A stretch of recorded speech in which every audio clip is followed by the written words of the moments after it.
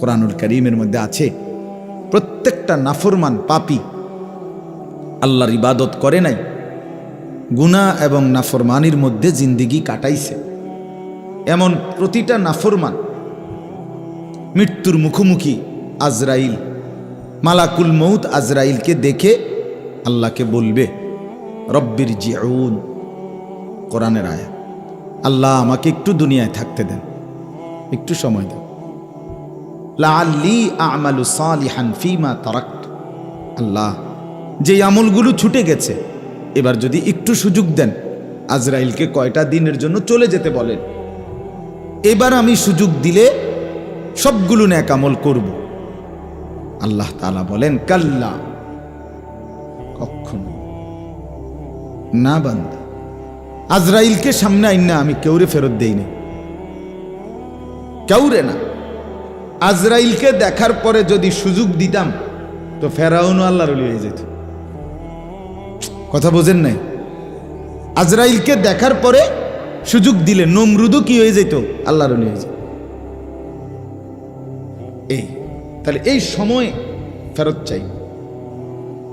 কোরআনুল কারীমের মধ্যে আছে 2 নম্বরে হাসরের ময়দানে আল্লাহ তাআলা যখন ফেরেশতাদের মাধ্যমে আগুনের শেকল দিয়ে টেনে জাহান্নামকে হাসরের মাঠে এনে দাঁড় করাবে, মনে করেন এখানে এনে রাখবে, আমরা সবাই তাকাবো, এরকম হাসরের মাঠে যখন জাহান্নামকে আনা হবে, এই জাহান্নামের দিকে এক নজর তাকাইয়া হাসরের ময়দানের সমস্ত নাফরমান পাপী বেঈমান আবারও বলবে আল্লাহর কাছে রব্বানা আখিরনা ইলা আজালিন করিব, আল্লাহ একটু সময়ের জন্য দুনিয়াটা আবার ফেরত দেন, হায়াত আবার ফেরত দেন, সময়গুলো আরেকবার দেন, আরেকটু সময় দেন। নজিব দাওয়াতাক, আপনার সব কথা তখন মেনে নেব। অনাত্তাবিউর রসুল, আপনার রসুলদের আনুগত্য করুন। আল্লাহ বলবেন না বান্দা, এখান থেকে কাউকে আর ফেরত দেওয়া হবে। তো 3 নম্বরে প্রত্যেক নাফরমান পাপী জাহান্নামে যখন নিক্ষিপ্ত হবে, এই জাহান্নামের কঠিন আযাবে, জাহান্নামের ভীষণ আযাবে, আহা কোরআনুল কারীমের মধ্যে আছে তালফাহু ওয়ুজুহাহুমুন নার ওয়া হুম ফিহা কালিহুন।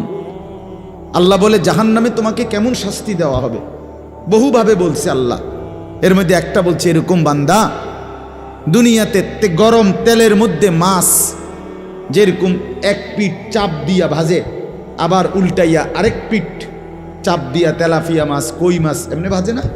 কসম আল্লাহর, কোরআনে আল্লাহ বলে নাফরমান তোর চেহারার ডান গাল এই পাশ একবার চাপ দিবে আগুনে, আবার উল্টাইয়া আবার এই পাশ চাপ দিয়া ধরবে ফেরেশতা।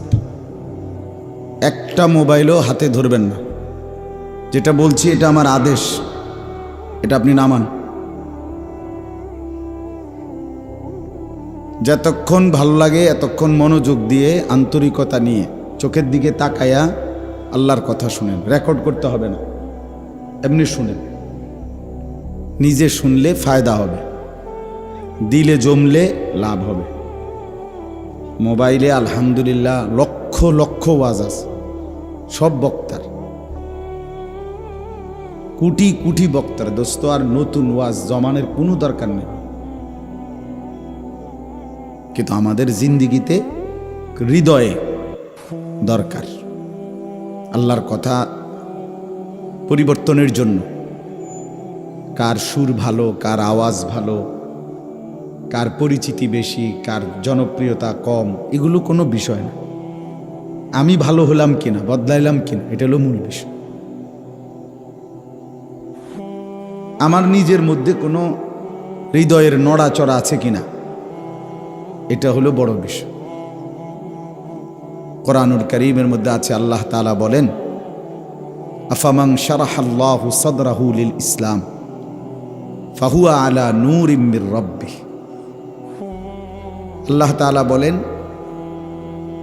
যাকে আল্লাহ তাআলা তার অন্তর, তার বক্ষ ইসলামের জন্য খুলে দিয়েছেন, সে আল্লাহ তাআলার কুদরতি আলোর উপরে নিজের জীবনটা পরিচালিত করে।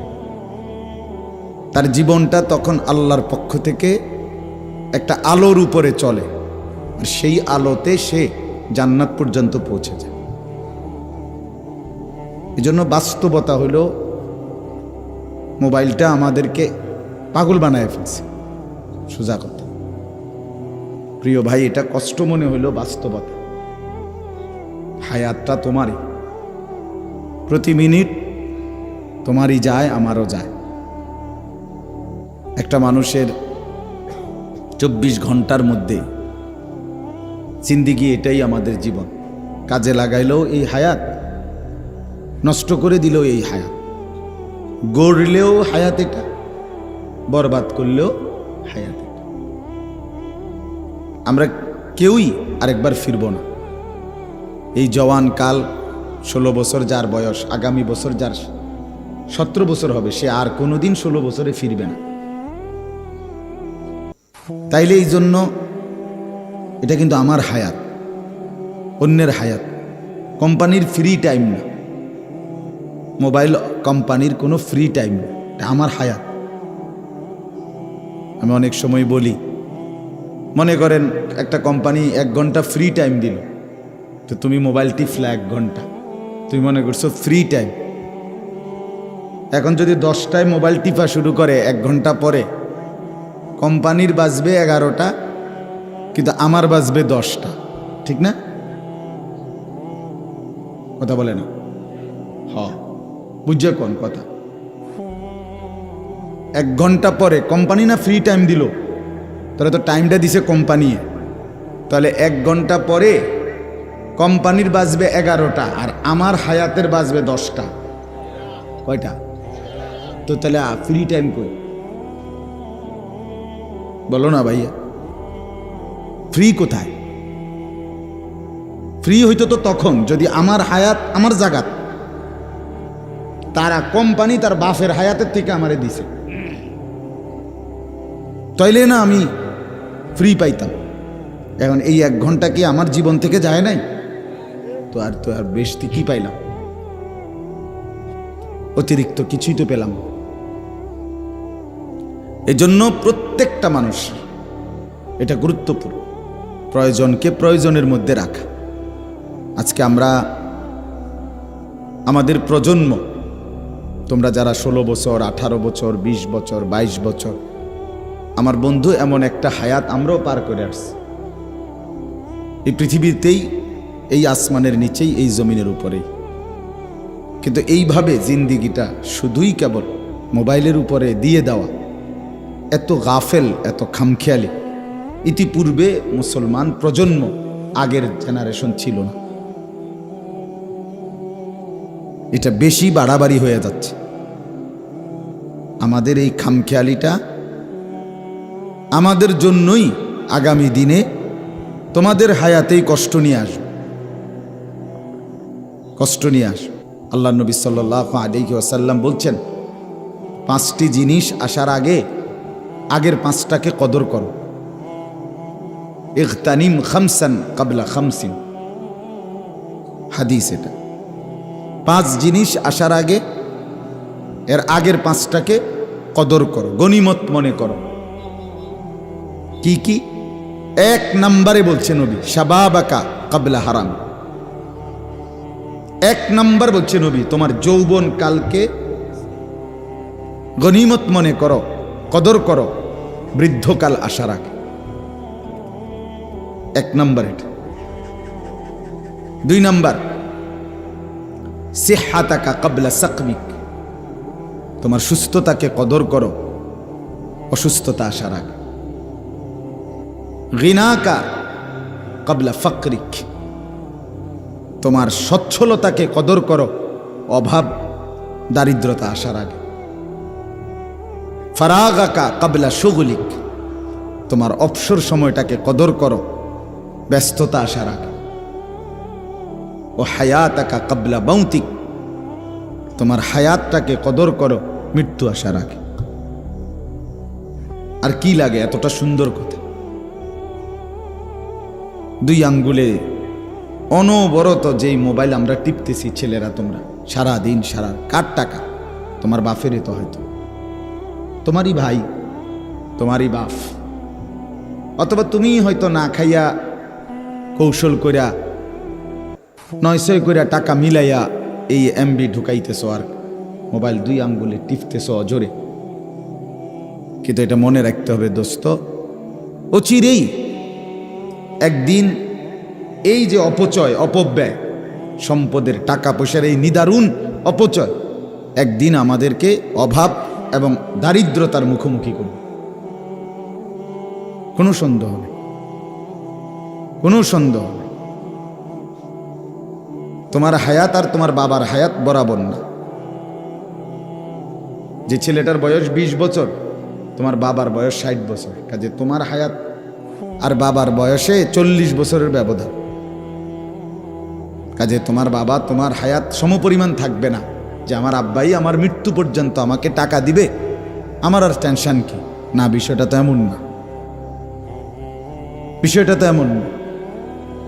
অল্প সময়ের ব্যবধানেই সমস্ত পেরেশানি, সংসারের জ্বালা যন্ত্রণা আমার কান্দেই আসবে।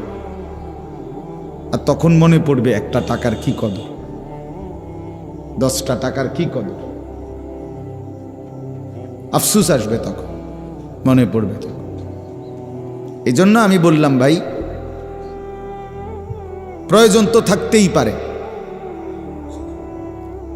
নিজের পড়ালেখার প্রয়োজন, ব্যবসার প্রয়োজন, চাকরির প্রয়োজন, ব্যবসার কাজে বিদেশ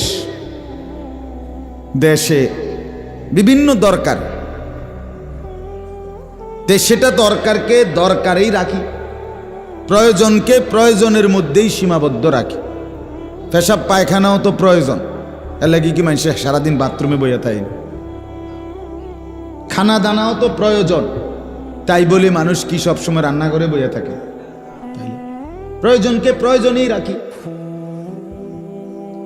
আমার মোবাইল যখন দরকার ঠিক আছে, দরকারকে দরকারের মধ্যে, কিন্তু সারা দিন সারা রাত মানুষের সামনে, রাস্তায়, হাঁটে ঘাটে, মাঠে বাজারে, আলেম ওলামার সামনে, মুরব্বির সামনে, মা বাবার সামনে যত্র তত্র পাগল ছাগলের মতো সারা দিন মোবাইল টিপা, এটা কি ছাগলাম?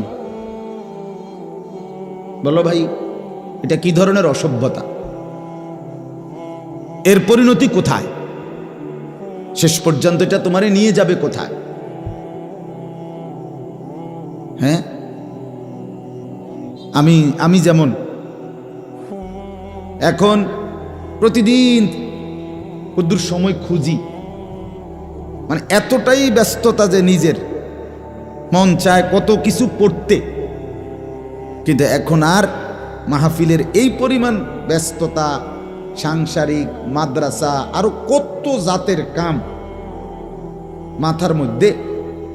1 ঘন্টা আগে কেই বলছে আমার এই কথাটাও ভুলে যাই, অনেক কাজের চাপে, পেরেশানিতে। এখন আর অবসর সেই সময় নাই। তাইলে আমার ভাই, প্রত্যেকের মনে পড়বে পিছনের এই হায়াত, যে হায় কি করলাম, আর একটু সময় যদি কাজে লাগাইতাম, আর একটু যদি পড়তাম, আর একটু যদি নিজেকে নিয়ে ভাবতাম, আজকে এমন হতো না। একজন এমন হতো, আমার এক আত্মীয় আছে, উনি আমার জড়ায় ধরে কত কান্দে, ভাই আব্বাই কতবার মাদ্রাসায় নিয়ে গেছে, প্রতিবার এই ফিরাইয়া পড়ছি, খুব কান্দে, আমার খুব ঘনিষ্ঠ মানুষ। কয় এখন এই সংসারের একবার গরুর দুধ দোয়াই, একবার এই বাজার করি, একবার ওই খেতে কাম করি, মানে কত যে কষ্ট করে সংসারটা চালাইতেছি ভাই। কয় এখন মনটায় পড়ে, আহারে বাপ তো আর নাই, কত কইছিল, কদ্দূর পড়লাম না। এরকম অনেক ভাইয়া, প্রত্যেকের এগুলা যদি গল্প বলি তা গল্পই হবে, কিন্তু বাস্তবতা হলো পেছনের এই জিন্দিগি মনে পড়ে। কোরআনুল কারীমের মধ্যে আছে, প্রত্যেকটা নাফরমান পাপী আল্লাহর ইবাদত করে নাই, গুনাহ এবং নাফরমানির মধ্যে জিন্দিগি কাটাইছে। এমন প্রতিটা নাফরমান মৃত্যুর মুখোমুখি আজরাইল, মালাকুল মউত আজরাইলকে দেখে আল্লাহকে বলবে, রব্বির জিউন, কোরআনের আয়াত, আল্লাহ আমাকে একটু দুনিয়ায় থাকতে দেন, একটু সময় দেন, লাআল্লি আমালু সালিহান ফীমা তারাকত, আল্লাহ যে আমলগুলো ছুটে গেছে এবার যদি একটু সুযোগ দেন। আজরাইলকে কয়টা দিনের জন্য চলে যেতে বলেন, এবার আমি সুযোগ দিলে সবগুলো নেক আমল করব। আল্লাহ তাআলা বলেন, কাল্লা, কখনো না বান্দা, আজরাইলকে সামনে আইনা আমি কেউরে ফেরত দেইনি, কেউরে না। আজরাইলকে দেখার পরে যদি সুযোগ দিতাম তো ফেরাউনও আল্লাহর ওলি হয়ে যেত। কথা বোঝেন নাই? আজরাইলকে দেখার পরে সুযোগ দিলে নমরুদও কি হয়ে যেত? আল্লাহর ওলি হয়ে যেত। তাহলে এই সময় ফেরত চাই।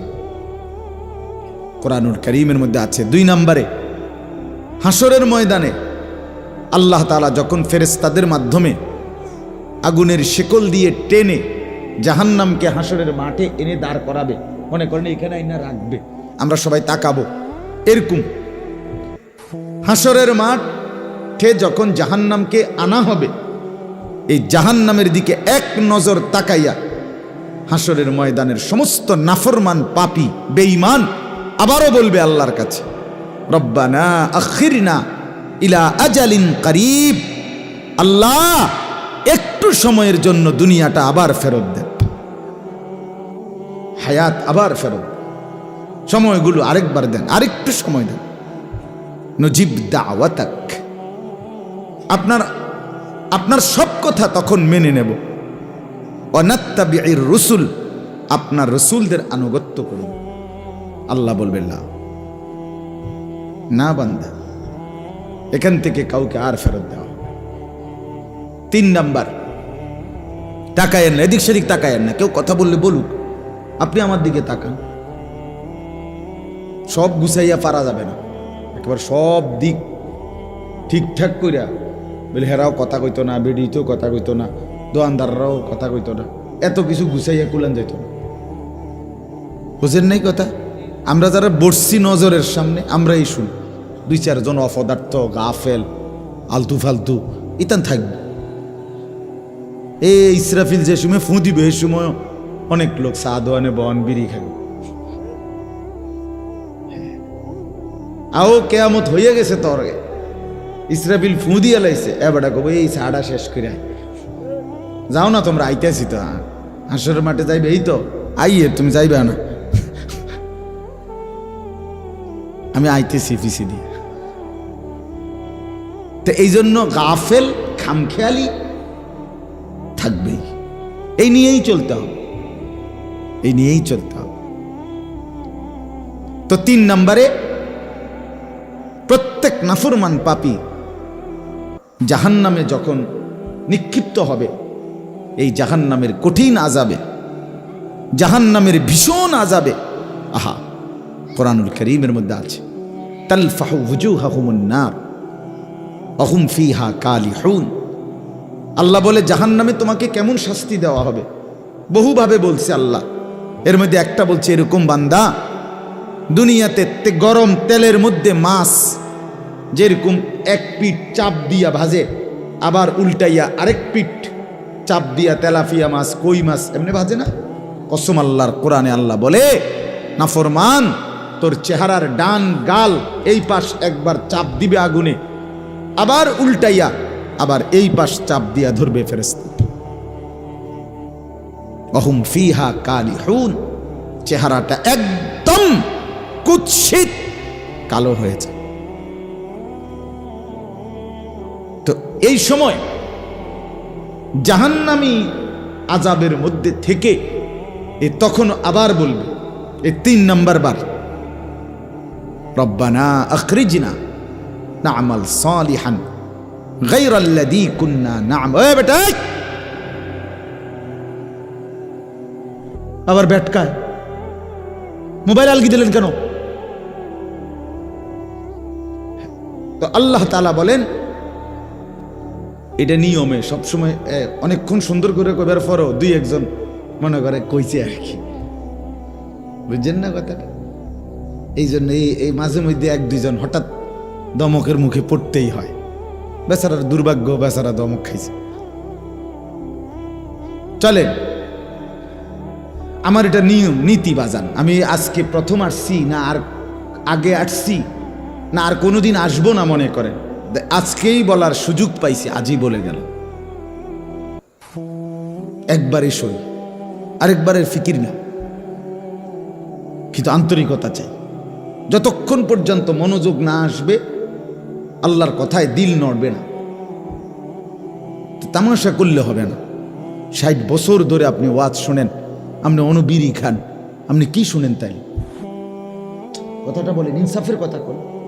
আর যা 60 বছর ধরে আপনি জুমার নামাজ ইমাম সাহেবের সামনে বইয়া পড়েন প্রথম কাতারে, আপনি দিয়ে অন চা দোকানে টেলিভিশন নাচ গান নর্তকীর ছবি দেখেন, আপনার মতো অসভ্য বুড়া ভালো হইব কোন দিন? কথা বলেন, এই ডাকাত বুড়া ভালো হইব কোন দিন? আর কয়শো বছর পরে এবার ভালো হইব? গাফেল মানে খামখেয়ালি, জিন্দিগি মানে বন বিড়ি, বুঝেন না? দুনিয়া আসছে ফাঙ্গাস তেলাপিয়া আর গীতা ফুলকপি ফাতাকপি, দুনিয়াটা কাঁচামরিচ খিরা টমাটো, খালাস। খাইয়া পড়ে ভালো আছি, খাইয়া পড়ে ভালো আছেন, এই শেষ? না না, পরিষ্কার তো বলে এই কথা। আল্লাহর রহমতে আপনাকে দোয়া, 10 জনের দোয়ায় খাইয়া পড়ে কি আছি, এই ছিল মুসলমান। মুসলমানের টার্গেট শুধু আপনি খাইয়া পড়ে ভালো থাকা, এই জন্য আল্লাহ পৃথিবীতে আম করে পাঠাইছে। জিন্দিগির উদ্দেশ্যই ভুলে গেলেন, পৃথিবীতে কেন আসলেন এটাই বুঝলেন না। আপনি বুঝলেন কি? আপনি চিনলেন কি?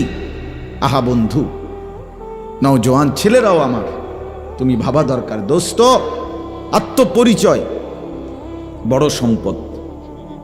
নিজেকে চিনা, আমি কে আসলে, আমি কোত্থেকে আসলাম, আমাকে কে পাঠাইলো, কেন পাঠাইলো, আমি করছি যা এটাই কি করার কথা ছিল, নাকি আমার ভিন্ন কোনো কাজ ছিল, আর সেটা আমি কেন করছি না? হ্যাঁ, আমি চান্দিনা তো জ্যামে পড়ছি। মাওলানা ইসমাইল সাহেব আমার সর্বোচ্চ মহব্বতের মানুষ, মূলত ওনার দাওয়াতেই আমি আসছি এখানে, ওনার গ্রাম। বারবার অপেক্ষা করতেছে উনি আমার জন্য, তাড়াহুড়া করছে, অপেক্ষা করতেছে এখানে। কিন্তু আমার মাগরিবের আজান হয়ে গেছে, পথেই মহিচাল পার হয়েছি, আমি বাকায়দা জামাতে মাগরিব নামাজ পড়ে এরপরে আসছি। মাহফিল নইলে আরো আধা ঘন্টা দেরি হোক, কিন্তু আমার মাগরিবের জামাত তো ছুটা কোনো যুক্তি নেই। এটা আমার হিসাব থাকতে হবে, জীবনের একটা হিসাব থাকা চাই, জিন্দিগির হিসাব থাকা চাই। আমার বাপ, এটা আত্মসম্মান, আত্মপরিচয়, আত্মমর্যাদা বড় সম্পদ। যার কোনো আত্মসম্মান নাই, তার মতো ফালতু কোনো মানুষ নেই। তুমি জানোই না কার মতো চুল রাখছো, 1 বছরের ভিতরে কয়টা জুতের চুলের মডেল বদলাইছো, তুমি অপদার্থ। তোমার জিন্দিগির কোনো আগামাতা নাই বেটা, আমার আগামাতা আছে, আমার হিসাব আছে। তুমি কয় রকম ডিজাইন, কার থেকে ডিজাইন বদলাইলা? তোমার একবার কইলো এদিক দিয়ে চুল বাড়াও, তুমি এটা বাড়াইলা। 2 মাসের মাথা তোমার শয়তানে আবার কইলো এন দিয়ে বাড়া, এবার এন দিয়ে চুল বাড়াইলা, আবার সামনে বাড়াইলা। তো তুমি কে? তোমার সালায় কে? তুমি বলো মিয়া, তোমার চালাচ্ছে কে? তুমি কার দ্বারা নিয়ন্ত্রিত? তোমার আত্মপরিচয় কি? তুমি কাকে অনুসরণ করছো? সেলুনের নাফিদ, মার্কেটের দোকানদার, ফুটবলের খেলোয়াড়, ক্রিকেটের খেলোয়াড়? ক্রিকেটের খেলোয়াড় তোমার আব্বা, সিনেমার নর্তকী তোমার মা। তাইলে যে পবিত্র মা তোমারে দুধ পান করাইছিল 2 বছর, মুসলমান সেই মা, সে মায়ের ইজ্জতের দিকে খেয়াল করল না? সে মা তোমারে বেঈমানের মতো সাজবার জন্য এত যত্ন করছিল। হ্যাঁ, মুসলমান বাবার হাতে বড় হইছ, আজকে তুমি কাফেরের হাতে ছেড়ে দিছো নিজেরে, বেঈমানের হাতে ছেড়ে দিলা নিজেকে, দুশ্মনের হাতে তুলে দিলা নিজেকে। কাফেরদের দিকে তাকায়া থাকে যে আপনারা আমারে যে ডিজাইন দিবেন এটাই আমার ডিজাইন, তো তুমি না, আমার কোনো পরিচয় নেই, আমি পাগলও না ছাগলও না, আমি ফেলাস্টিকও না হাফ পেনও না। আস্তাগফিরুল্লাহ, আস্তাগফিরুল্লাহ। না রে বন্ধু, হাসি না এটা।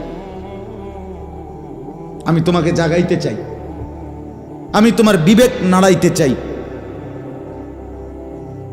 এই অনুভূতি তৈরি করতে চাই। ভাইয়া বুঝতে শিখো, 18 বছর কম সময় না, 16 বছর কম সময় না। তুমি প্রাপ্তবয়স্ক, তুমি বুঝমান, তুমি বালেগ, তোমার উপরে গোসল ফরজ হয়, তুমি প্রাপ্তবয়স্ক, এখনো তুমি গাফেল হইলা কেন? কি করছো তাও বুঝো না, কেন করছো তাও বুঝো না। মুসলমান এত ফালতু হয় না, ইমানদার এত বাজে হয় না, মুসলমান এত গাফেল হয় না। সারাক্ষণ একটা চুল এটারে কদ্দুর পর পর পিছন দিকে ফিরা, নিজে নিজে নিজে নিজে। হারে ছাগল, তোরে যে এই কামটা ধরাই দিল, তো এটা বুঝলা না যে কিরে বেটা আমনে আমার এটা কি কাম ধরাই দিলেন? তা আমি যদি এখন বলি তোমারে যে তুমি 1 ঘন্টা বরাবর হাত একবার উঠাইবা আবার নামাইবা, আবার উঠাইবা আবার নামাইবা, আবার উঠাইবা আবার নামাইবা, 1 ঘন্টা পরে আমার আবার জানাইবা, তুমি আমারে কি বলবা? বলে আপনি কি পাগল হলেন নি হুজুর? আপনি কি বেকুব নি? আমি হাত উঠাইতাম কিতাম, আমি আইসি ওয়াজ শুনতাম, আমি হাত উঠা মুখি লেগে, ঠিক কি না বলেন না? তাহলে এটা বুঝলো, এটা বুঝলা না কেন? এটা বুঝলা না কেন যে আমারে নিজেই কইলো চুল বড় করে রাখ, আবার আমারে কয়টা আবার ফিসের দিকে ফেলা, তো এটা নিয়ে বড় করে রাখলা কেন? আবার আমি ফিসের দিকে ঠেলো কেন? একবারে এটা টাইম না সুপার গ্লু লাগাই দিলে কি হয়? কথা বলেন না কেন? অথবা রশি দিয়ে টাইট করে বান্ধিয়ে লাইলে কি হতো? তার দায়িত্ব নাই দিলে। মূল কথা হইল, আমারে যখন বুঝছে এটা ছাগল, এটা ছাগলের 3 নম্বর ছাও, এটা ভ্যা ভ্যা করবে, শুধু যেটা বলি এটাই করবে, নাচবে, তখন বেঈমান আমাদেরকে নিয়ে ফুর্তি করে, বেঈমান আমাদেরকে নিয়ে ফুর্তি করে, তামাশা করে। আস্তাগফিরুল্লাহ। আমার 42 বছরের জীবনে তো আমাকে কারো কাছ থেকে চুলের রং, পাঞ্জাবির ঢং নিতে হয় নাই। আমি আমার আসলাফ থেকে, আমার পূর্ববর্তী ওলামায়ে কেরাম, আমার আসাতেজায়ে কেরাম, ওলামায়ে কেরাম থেকে যেটা দেখে আসছি, আমি এটার উপরেই আজকের এই মিনিট পর্যন্ত মজবুত আছি, আলহামদুলিল্লাহ। তো দোস্ত আমার, বন্ধু আমার, বলতেছিলাম জাহান্নামী আল্লাহকে বলবে, আল্লাহ এতটা ভীষণ আগুন আমি আর সইতে পারছি না, রব্বানা আখরিজনা, আল্লাহ আপনি আমাকে একটু বের হতে দেন, দুনিয়াতে ফেরত যেতে দেন, না'মাল সালিহান গায়রাল্লাযী কুন্না না'মাল, যে আমলগুলো করি নাই সেই আমলগুলো এবার গেলে করব। কসম আল্লাহর, আল্লাহ বলবে আওয়ালাম নুআম্মিরকুম মা ইয়াতাযাক্কারু ফীহি মান তাযাক্কারা, আমার বান্দা বিশ্বাস করো, যেটুকু হায়াত দিলে নেক আমল করতে পারতা, আমি ওই পরিমাণ হায়াত, ওই পরিমাণ সুযোগ দিয়েই তোমাকে কবরে আনছি। আমি সুযোগ দিয়েছিলাম, আমি হায়াত দিয়েই আনছি, কেন কদর করো না? বলেন, কি জবাব দিবেন? তো আমার ভাই, তোমরা ছেলেরা, আমরা বাবারা সবাই বলেন, আজকে যে মাগরিবের আজান হইছে, হ্যাঁ, আমাদের এখানে আমরা যারা বসছি আমাদের সবার জন্য হয়েছিল না? তাহলে আমরা সবাই তো মাগরিবের নামাজের ওয়াক্ত আজকে পাইছি কিনা বলেন না? এই হায়াত পাইছি কিনা বলেন? তাহলে এখন যেই অসভ্য জঙ্গলি, যেই জানোয়ার মাগরিবের নামাজ পড়লো না, তার কারণটা কি? এই হাইওয়ানের কারণটা কি? এই হাইওয়ানের কারণ হইল, এই হাইওয়ান জানোয়ারের সাথে জিন্দেগি মিলায় নিছে, এই মানুষের জিন্দেগি গ্রহণ করে নাই, এ রাস্তার কুকুরকে বলছে আমি আর তুই বরাবর ওকে। এ রাস্তার শুকুরকে বলছে, ছাগলকে বলছে আমি আর ছাগল বরাবর। আমি মুসলমানের অন্তর্ভুক্ত না, আমি মুসলিম সমাজের কেউ না। আমি লজ্জিত, আমি শরম পাচ্ছি আমি যে মুসলমান এই পরিচয় দিতে। এই জন্য দেখো না আমি মসজিদে কোনোদিন ঢুকি না, আমি নামাজ পড়ি না, কারণ আমি লজ্জিত। আমি এমন কি করতাম, খোদায় আমারে পাঠাইলো কেন মুসলমান মা বাবার ঘরে। এই জন্য আমি এই সমাজ ছাড়তেও পারতেছি না, কিন্তু বাকি আমি চেষ্টা করতেছি যাতে করে নিজেকে সর্বাত্মক মুসলমান নয় এটা যাতে বুঝাইতে পারি। দেখো না চুল, প্যান্ট, জামা, পেশাব করে পানি লয় না, হ্যাঁ, এক ওয়াক্ত সেজদা দিতে মন চায় না, তার মানে এই নাফরমান নিজেকে বারবার বুঝাইতে চায় পৃথিবীবাসী আমি লজ্জিত, আমি মুসলমান। আমি শরম পাচ্ছি, আমার আফসোস হচ্ছে আমি কেন মুসলমান হলাম। আমি যদি বেঈমান হতাম তাহলে তো আমি আরো ফুর্তি করতে পারতাম। আমি যদি ইউরোপে জন্ম নিতে পারতাম, আমি যদি আমেরিকায় জন্ম নিতে পারতাম, তো নারী নিয়ে 24 ঘন্টাই থাকতে পারতাম। আমি তো জিনার ব্যভিচারের আড্ডাই পড়ে থাকতে পারতাম। মুসলমান হইয়া না আটকায় গেছি। এই জন্য না চুরি করে সাউন্ড লাগে, লুকাইয়া না মোবাইল সাউন্ড লাগে, সবার চোখের ফাঁকি দিয়া না মেয়ের লগে কথা কইতে হয়। আমি যদি কাফের হইতাম তো আর এই সমস্যাটাই পড়তাম না। আটকায় গেছি তো মুসলমান হইয়া। দোস্ত আমার, অচিরেই এই রাত শেষ হয়ে যাবে, এই হায়াত শেষ হয়ে যাবে, দেখতে দেখতে ফুরায় যাবে, দেখতে দেখতে ফুরায় যাবে। অতএব আমরা প্রত্যেকেই হিসাব করি, প্রত্যেকেই ফিকির করি। শক্ত হইলেও বাপ তুমি বুঝে নাও, কষ্ট হইলেও তুমি তোমার বিবেককে জাগাও। একজন ছেলে একজন আলাদা করো, তুমি শোনো দোস্ত,